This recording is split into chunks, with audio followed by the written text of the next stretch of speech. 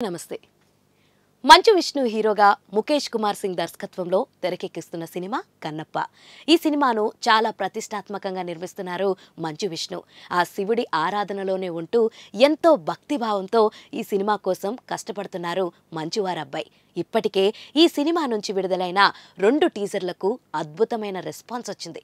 ఇక మొన్న శివరాత్రి సందర్భంగా విడుదలైన శివుడి పాటకు ఎంత అద్భుతమైన స్పందన వస్తుందో ప్రత్యేకంగా గుర్తు చేయాల్సిన అవసరం లేదు. ఆ పాటలోని ఒక్కో పదం ఆ శివయ్య నామస్మరణతో మారుమోగిపోతుంది. ఇప్పటి వరకు మనం శివుడి మీద ఎన్నో వందల పాటలు విని ఉంటాం. అయినా కూడా ఈ పాటలో సాహిత్యం చాలా కొత్తగా అనిపిస్తుంది. సాక్షాత్తు ఆ పరమేశ్వరుని చెంత మనం ఉన్నట్లు మనసుకు హత్తుకునే భక్తిభావమైన సాహిత్యాన్ని ఈ పాట కోసం అందించారు సరస్వతిపుత్ర రామజోగయ్య శాస్త్రి.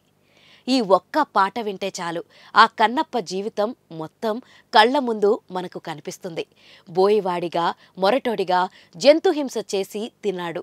ఆ శివయ్య సాక్షాత్కారం లభించిన తర్వాత ఎలా మారిపోయాడు అనేదే ఈ పాటలో చాలా అద్భుతంగా పదాల రూపంలో రాశారు రామజోగయ్య శాస్త్రి. శివ శివ శంకర అంటూ సాగే ఈ పాటలో ప్రతి వాక్యం శివనామస్మరణలాగే ఉంటుంది. తెలివి కన్ను తెరుసుకుందయ్యా శివలింగమయ, మనసు నిన్ను తెలుసుకుందయ, మాయా గంతలు తీయ. కేవలం ఈ 4 లైన్స్ పల్లవిలోనే తన జీవితంలో కన్నప్పగా ఎలా రూపాంతరం చెందాడు అనేది అర్థమవుతుంది. ఇక చరణాల విషయానికొస్తే, మన్ను మిన్ను కానరాక జరిగిపోయే పాత బతుకు, ఉన్న నిన్ను లేవనుకుంటా మిడిసి పడినంతవరకు, నీ దయని విభూదిగా పూయరా నా వంటికి, నన్నింకొక నందిగా ముడెయ్యి నీగాటికి, ఏ జనమ పుణ్యమో నిన్ను చేరుకుంటిరా అంటూ తన గత జీవితంలో చేసిన తప్పులను ఆ శివయ్య ముందు కన్నప్ప మోకరిల్లిన విధానం మనసుకు హత్తుకుంటుంది. ఇక నా జీవితం మొత్తం ఒక్క క్షణం కూడా నిన్ను వదలలేను అంటూ ఆ శివయ్యను పట్టుకుని తనకు తెలిసిన ఆ అడవి పద్ధతిలోనే ఆయనకు ఆకులు అలములు పెడుతూ అమాయకత్వంతో మాంసాన్ని భుజించమని కూడా చెప్తాడు కన్నప్ప. ఈ పాట మొత్తంలో మనల్ని మరింత కదిలించే అంశం ఆ శివయ్యను కన్నప్ప అభిషేకించే విధానం. ఒక ఆకుతో నీళ్లు తీసుకుంటే మాటి మాటికి అవి కింద పడిపోతూ ఉంటాయి.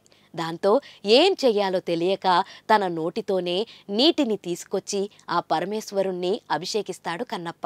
అందులో మనకు ఏ కోసాన కూడా తప్పు కనిపించదు, కేవలం ఆయన భక్తి తప్ప. అందుకేనేమో ఆ కన్నప్ప మాంసం పెట్టినా ఆ శివుడు ఏమీ అనలేదు. తర్వాత తన కాలితో ఆయన కంటిని ముట్టుకున్నా కూడా ప్రేమతో దగ్గరికి తీసుకున్నాడు. ఆ కన్నప్ప శివయ్య బంధం గురించి ఎంత చెప్పుకున్నా తక్కువే అవుతుంది. శివుడికి ఎంతోమంది భక్తులు ఉండొచ్చు, కానీ కన్నప్ప మాత్రం చాలా ప్రత్యేకం.